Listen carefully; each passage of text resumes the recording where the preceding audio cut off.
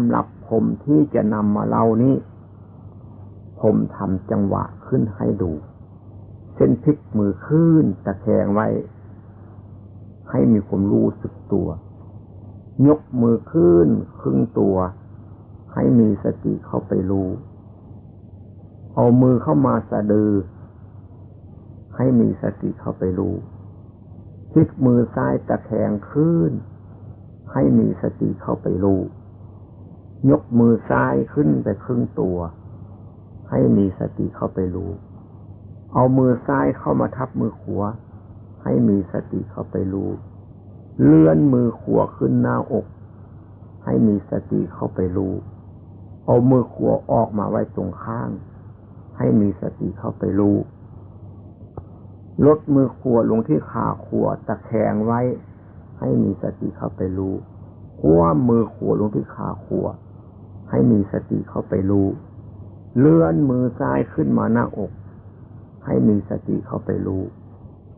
เอามือซ้ายออกตรงข้างให้มีสติเข้าไปรู้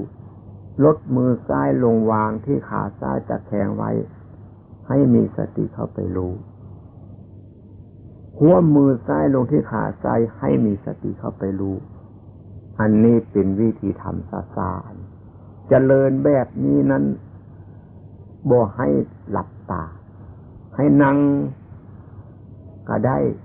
ยืนก็ได้นอนก็ได้นั่งทำยืนทำนอนทำก็ได้เวลาเดินจงกรมไม่ให้แกงแขนเอามือกอดหน้าอกไว้หรือเอาค้วยไว้ข้างหลังก็ได้วิธีนั่งนั้นจะนั่งเหยียดขาก็ได้นั่งขัดสมาธิก็ได้นั่งพับเพียบก็ได้มีเก้าอี้นั่งย่อนแขนย่อนขาก็ได้แต่นั่งย่อนขานั้นบ่ให้เอาเฮาไกวไปไกวมาบ่ให้แกงให้มันนั่งนิ่งๆแต่ไหวบนใดให้รู้สึกตัวอันนี้เป็นวิธีหนึ่งวิธีที่สองนั้นต้องดูความคิดพยายามดูความคิดแต่ไม่ให้เข้าไปในความคิดให้ออกจากความคิดให้ได้ถ้าหากผู้ใดเข้าไปในความคิดแล้วมันเป็นอารมณ์มันเกิดอารมณ์รู้นั้นรู้นี้ไปอันนั้นคือว่ารู้ความคิดไม่ใช่เห็นความคิดคันถ้าผู้ใดบ่เห็นความคิดนั้นมันเข้าไปในความคิดมันเป็นอารมณ์รู้อันนั้นรู้อันนี้เป็นอย่างนั้นเป็นอย่างนี้อันนั้นรู้ความคิดบ่ได้เห็นความคิดถ้าหากเขาเห็นความคิดมันคิดมาปั๊บเขาเห็นปุ๊บมันหยุดทันทีเหมือนแมวจับหนูออกมาแมวจับปุ๊บหนูนี่ออกไปบ่ได้หรือเปรียบอีกอย่างหนึ่งกับเขาอยู่บนมันมืดเขาต้องการความสว่างแต่เขามีไฟฟ้าพอดีมันมืดเขาไปกดไฟฟ้ากดตีมันปั๊บแสงไฟมันวิ่งไปตามสายของมันไปทำความสว่างกับหลอดนะคุณเนี่ยมันเป็นอย่างนั้นอันนี้ก็คือการอันนี้ย่างนานไม่เกิน3 ปีวิธีตอนนี้มันจะรู้ความคิดชัดเจนขึ้นมาย่างนานไม่เกิน3 ปีย่างแรกนั้นไม่เกิน20 วันรู้อันนี้ย่างนานไม่เกิน3 ปีขั้นที่ต่อไปการตัดสรู้หรือการยังรู้ของบุคคลนั้นมีอยู่แล้วทุกคนไม่มีการยกเว้นอันนี้ก็เหมือนกันการตัดสรู้และการยังรู้มีอยู่แล้วในคนทุกคนผมว่านี่ก็ได้บ่ยกเว้นการตัดสรู้นั้นถ้าว่าอย่างภาษาของผมตัดความรู้มันคิดขึ้นมาตัดความรู้การตัดสรู้การยังรู้เข้ามาถึงชีวิตจิตใจของเขาจริงๆการยังรู้ไปลึกไปตื้นแค่ใดนั้นท่านจะรู้เองเห็นเองเข้าใจเองท่านจะหมดทุกข์เพราะเรื่องอะไรทุกข์เพราะความสงสัยทุกข์เพราะว่าโทสะโมหะโลภะทุกข์เพราะว่าความยึดมั่นถือมั่นเป็นว่าแล้วสิ่งนี้เมื่อเจริญถึงข ขั้นตอนแต่บ่รู้ว่ามันจะเกิดมื้อใดวันใดบ่รู้เจริญถึงขั้นตอนแล้วอุปมาเปรียบเทียบให้ฟังดูความคิดนี่ถ้าหากเราดูได้สัตว์ได้ส่วนญาณของสติญาณของสมาธิญาณของปัญญาเกิดขึ้นรวมเรียกว่าญาณปัญญาของวิปัสสนาเกิดขึ้นวิปัสสนานั้นเพิ่นว่ารู้แจ้งรู้จริงรู้แล้วต่างเก่าล่วงภาวะเดิมเมื่อสัมพันธ์ล่วงภาวะเดิมที่หมายถึงอันไหนแต่ก่อนนั้นเราบ่รู้ความคิดนี่เรารู้ซื่อๆเราบ่เห็นความคิดเมื่อเห็นความคิดดีได้สัตว์ได้ส่วนญาณมันขึ้นเกิดขึ้นมารู้แจ้งรู้จริงแล้ว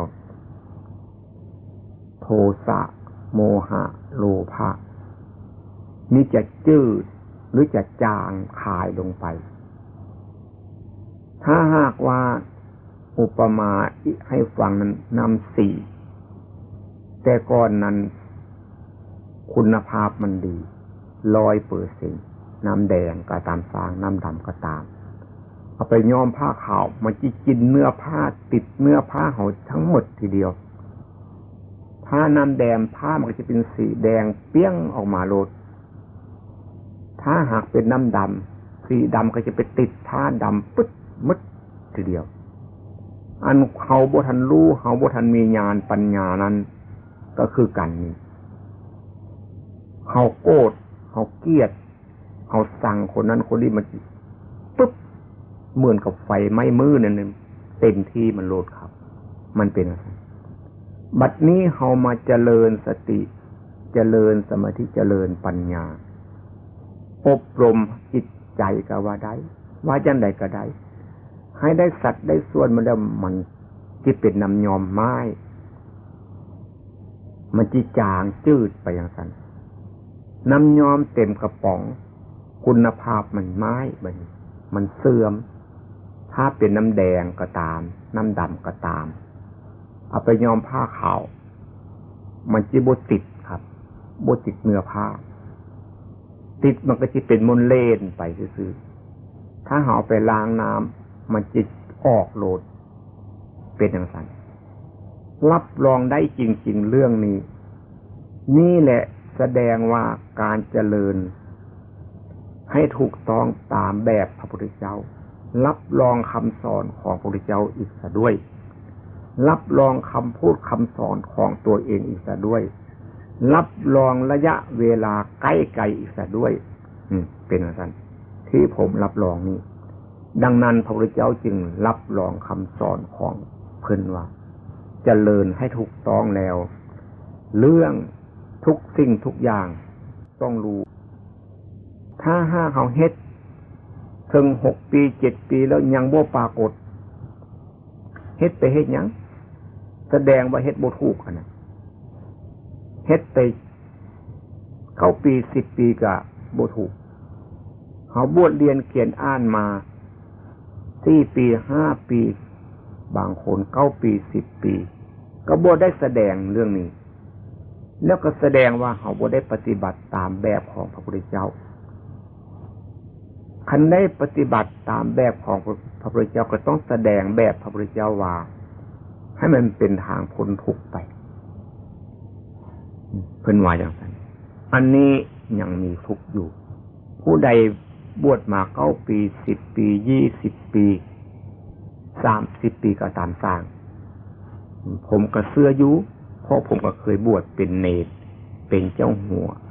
หนุ่มผมก็เคยบวชคือกันแต่ผมบ่เข้าใจเรื่องนี้เมื่อผมไปเจริญเรื่องนี้แล้วผมเกิดความคิดเกิดความมั่นใจเกิดความรู้ความเห็น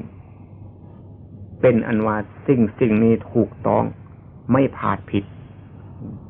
ไม่พลาดผิดจริงๆรับรองเอาชีวิตเป็นเดิมพันได้ความจริงสิ่งนี้แหละที่ทุกคนต้องการอยู่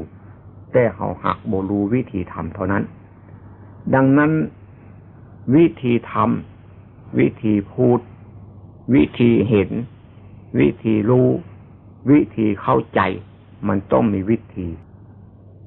บทสว่าเขาจะไปนั่งเว้านั่งคุยนั่งลมกันแล้วจะเกิดความรู้ความเห็นความเข้าใจมันต้องมีวิธีทำที่แท้วิธีทำทางจิตทางใจนี่ยากกว่าวิธีทำจังหวะให้เห็นเพราะว่ามันเป็นสองวิธีเลยเดเนี่ย